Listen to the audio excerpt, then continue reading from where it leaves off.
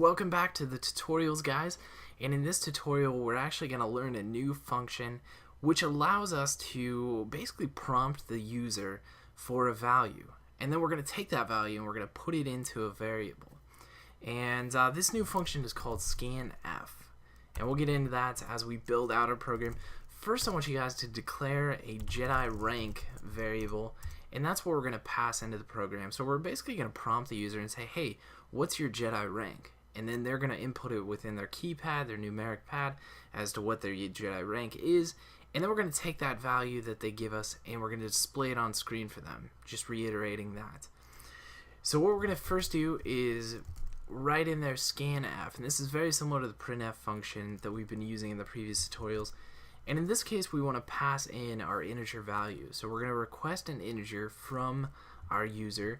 So we're going to do %i, and is the string we're looking for there. And now the only difference is we want to pass this to our Jedi rank variable. So basically we're prompting the user for an integer value, and then we're going to assign that integer to our Jedi rank integer. Now that would look similar to the printf function. The only difference is we're going to put an ampersand sign before our variable name there. And this ampersand is basically directing us to this variable and saying, hey, store this value that the user is going to put in here and do whatever you want with it later. So that's the only difference, is the ampersand before the variable there. Don't forget your semicolon.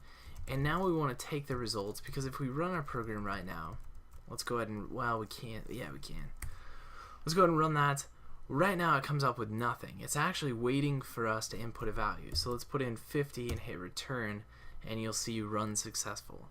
So that's awesome. We basically took 50 and we did nothing with it. We just stored it within the variable name and our program succeeded. Well, let's take it and make sure that what we want to do is actually getting passed into the program. So maybe we'll display your Jedi rank is, and then we're going to pass that variable back out like we did in the previous tutorials. And comma, so we're going to take it and pass the value. Semicolon at the end. So hopefully that makes sense. We're requesting the user to put in a value for us. And we're going to take that value and we're going to store it within the integer up here, the variable up here. And then what we're going to do is we're going to call that variable and tell it to print on screen like we've been doing with a lot of the other stuff. So now let's run it, and you'll see now it's waiting for us to input a value. So 50, hit return, and after you hit return, it automatically moves on to your printf statement. Your Jedi rank is 50, so it's pulling your variable now there. So that's awesome. One thing you guys want to make note is you probably want to prompt your user beforehand saying something like enter your Jedi rank. And we're not going to pass any variables or display any variables. We're simply just going to print this statement to the screen for our users. So now run it.